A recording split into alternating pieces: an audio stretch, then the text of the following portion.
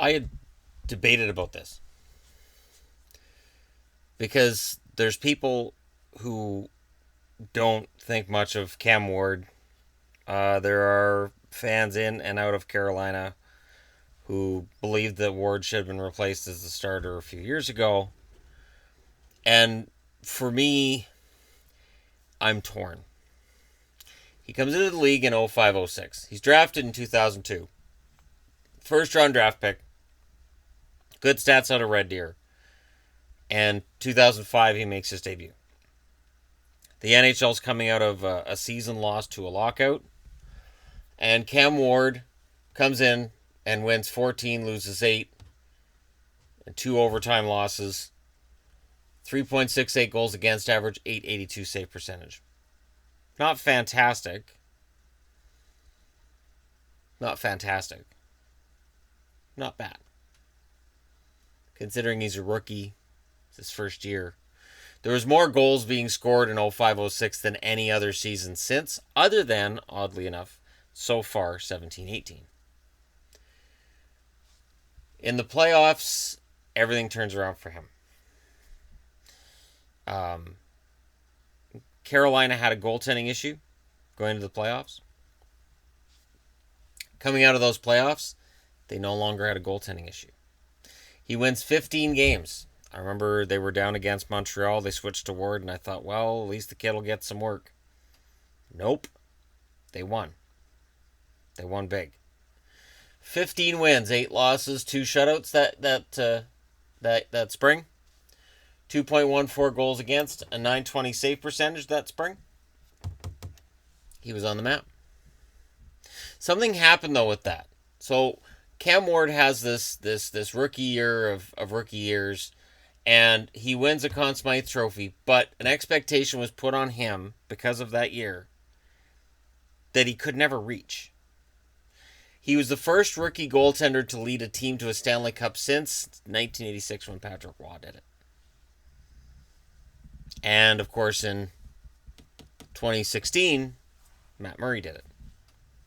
This is part of the reason why when I talk about Matt Murray, I caution people against getting overly excited. Remember, Ward's a guy who comes in, puts in pedestrian numbers in the regular season. Postseason, he's great. He gets a Conn Smythe Trophy. He's a first-round draft pick. Murray was not a first-round draft pick, but he was a well-thought-of prospect. And then the stats start to kind of fall. He gets 30 wins his second year, 21 losses, 2 shutouts, 2.93 goals against, 897 save percentage. The funny thing is, everybody's disappointed with this season, even though it's better numbers than he put up his rookie year. Because everybody's thinking about the guy who won 15 games in the playoffs and looked unbeatable. 07-08, 37 wins, 25 losses, 5 overtime losses, 4 shutouts, 2.75 goals against, 904 save percentage. You'll notice no playoffs either of those seasons. Now, 2007, he took Canada to a World Championship gold medal. 2008, he took them to a silver. So both years, they missed the playoffs. He goes to the World Championship, and magic happens. So Ward won a Stanley Cup and a World Championship medal. Gold medal. And that was within 12 months of each other. Again, it raises that bar. And it probably raised it too high. Ward the following season, 39 wins, 23 losses, 5 overtime losses, 6 shutouts, 2.44 goals against, 916 save percentage. They make the playoffs. 8 wins, 10 losses, 2 shutouts in said playoffs, 2.67 goals against, and a 915 save percentage. Decent save percentage.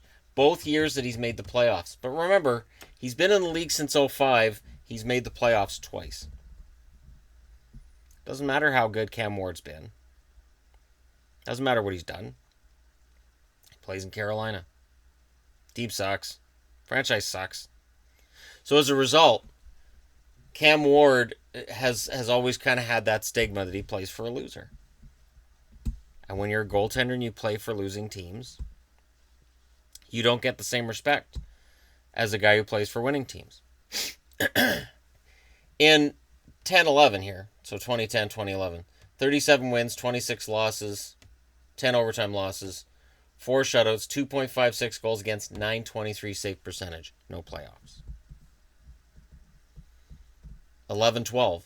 30 wins, 23 losses, 13 overtime losses, 5 shutouts, 2.74 goals against, 915 save percentage. Again, no playoffs. So, 3 very, very good seasons right in here squandered. And of course, there's the 9-10 season where he had 18, 23, and 5 record, no shutouts, 2.69 goals against, and again the 916 save percentage. So here you're 916, 923, 915, and no playoffs. He wins a total of 85 games during that period to no avail. He played 74 games one of these seasons.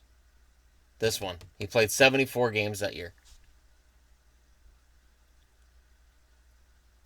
Cam Ward has had to do this not only as, stigmatized for playing for a team that loses a lot, but also as very often the only goaltender. Your backup is, let's just say you better play well tonight. 2012-13 season, this is, of course, lockout shortened. 9 wins, 6 losses, 1 overtime loss, 2.84 goals against, 908 save percentage.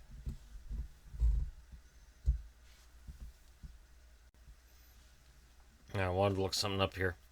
The interesting thing is, starting in 2011-2012, the highest they've finished in the conference is 10th. This season they finished 9th.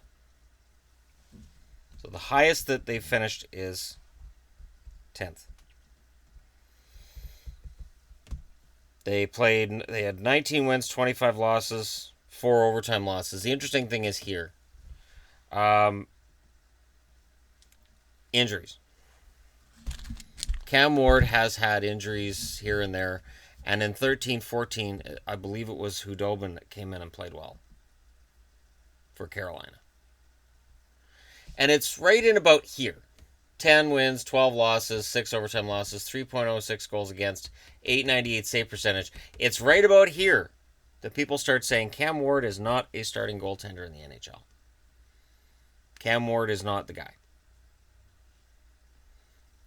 And I personally always thought that Ward, at a certain stage here, would have been better off at least in a platoon situation. His stats have suffered from having to play too much. 14-15, 22 wins, 24 losses, 5 overtime losses, 2.4 goals against, 910 save percentage. Relatively decent comeback, but again, it's in Carolina, so nobody's watching. Carolina's East Coast, so East Coast fans can watch Carolina, people just don't. 15-16, 23 wins, 17 losses, 10 overtime losses, 1 shutout, 2.41 goals against, 909 save percentage. 16-17, 26 wins, 22 losses, 12 losses in overtime, 2 shutouts, 2.69 goals against, 905 save percentage. And then this offseason, they went out and they got Scott Darling, with the idea that this is no longer acceptable for Carolina, and Cam Ward needs to be the backup. Ward's currently got 5 wins, 2 losses, 1 overtime loss, 2.7 goals against, 907 save percentage. His career numbers, he has the magic 300 wins. 232 losses, 81 losses in overtime. So these combined equal 313. 25 shutouts, 2.7 goals against, 909 save percentage. Cam Ward's career, he peaked early. But he's never complained. I've never seen anything about him complaining about the fact that he's playing for a team that hasn't made the playoffs since 2009. It's 2018 in a couple weeks. He doesn't get into the playoffs. Now, the question then becomes one of, is he part of the reason Carolina doesn't qualify, or is Carolina the reason he doesn't qualify? He only played in 1 All-Star game. That's in 2011. It's right here, when he had the 923 save percentage. Since then, no All-Star game. All-Star game, though, is tricky. There are 30 teams. Every team has to send 1 member. You don't have very many teams with 2. I have disliked the NHL's method of all-star selections for a while. I've thought requiring a member of every team on the all-star team is... I mean, it made sense to me when there's 21 teams, but then you add 9 more. Just make it the best players for each conference make the all-star game. Who cares? Who cares about making sure every team's represented? If your team's not represented, your team's not represented. I think Ward could have made at least one more all-star game in this area had that been a different policy. But I genuinely feel bad for the guy. Even this 909 save percentage, look, you play behind that defense in Carolina, and I know it's getting better, but it's been brutal for a lot of the time he's been there. It's been a rough, brutal blue line. Where out of 30 teams, they would be at best 25th on the blue line. Ward faces prime shots, and he faces a genuinely taxing task regularly. Make this team respectable.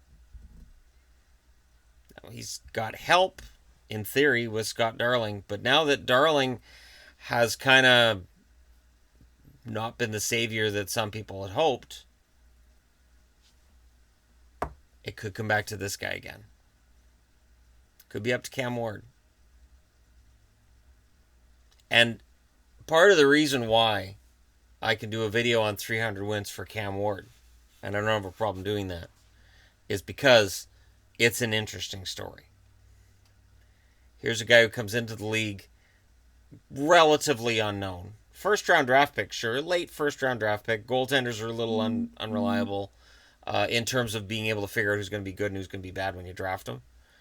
Has this out of the gate amazing playoff run and a Conn Smythe trophy in his case. And since then it's been just a gradual fall, as it were. Even though his stats right now are better than they were 11 years ago.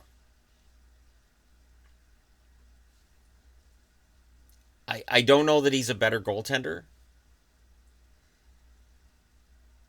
I don't think he's as bad as some people say he is. He's not a Hall of Famer. Which is, again, part of the reason why I'm willing to do a video about him. Because there's not very many fans who are going to. And if they're going to, they're likely going to be of the Carolina fanboy variety. Where you'll edit together a bunch of his saves and a bunch of his best moments. And here's Cam Ward. And that's fine. It's not really my job here, though. My job is to look at the numbers and go, well, he got to 300 wins. It's good that he got there. He's never complained about being in Carolina. He's always said the right things to reporters anytime I've seen it. And is he overpaid? Probably. Probably. But I've made that argument before. If you go in and you ask your boss for money and they give it to you, is it your fault you got it? Nah. I do hope that before Cam Ward retires, that even if it's as a backup, he gets another run at a Stanley Cup. Because he is a solid goaltender who's been playing behind some bad teams for a long time. The numbers don't lie. I mean, since, like I said, I think since 2011, the highest they've finished in the conference is 10th. And usually it's like 13th, 14th. So, again, for people who don't like Cam Ward, they're going to say Ward's been part of the problem. For people who like Cam Ward, they're going to say, as I'm saying here, he's been saddled with a team that's been bad and he's done his best. That's how I see it. He has done his best. But let me know what you guys think in the comment section below. Cam Ward, where do you rank him in the grand scheme of things? Is he a guy that you look at and say, over the last 15 years, he's been one of the 20 best goaltenders, one of the 15, one of the 10? Where do you rank him? Was this just a flash in the pan and has the rest of his career been based off of that? I've heard that one before too. But you don't get to 300 wins without being a good goaltender. You at least have to be a good goaltender. So let me know what you guys think. Hit like and subscribe if you're browsing your way through. And thank you so much for watching. I'll talk to you again soon.